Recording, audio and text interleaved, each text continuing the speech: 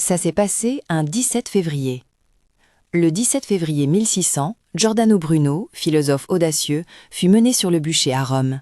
Ses idées audacieuses sur l'univers infini et la pluralité des mondes lui valurent la condamnation de l'Inquisition. L'air s'emplit de fumée, scellant le destin tragique d'un homme dont la pensée dépassait son époque. Le 17 février 1776, le premier volume de l'œuvre monumentale d'Edward Gibbon, Histoire de la décadence et de la chute de l'Empire romain, fut publié. Ce livre captivant, fruit de décennies de recherche, allait redéfinir la compréhension de l'histoire antique et exercer une influence durable sur le monde académique.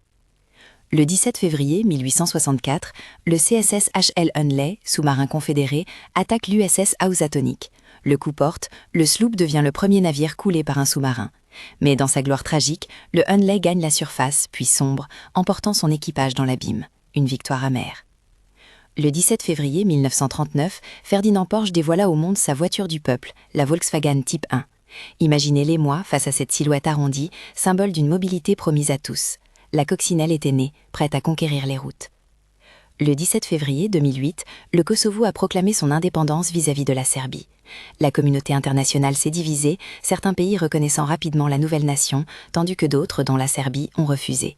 Les tensions ont persisté dans la région. Le 17 février 2011, une journée de la colère a éclaté en Libye, dénonçant le régime de Kadhafi.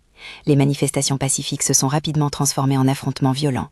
La répression brutale a attisé la révolte, marquant le début d'une guerre civile dévastatrice.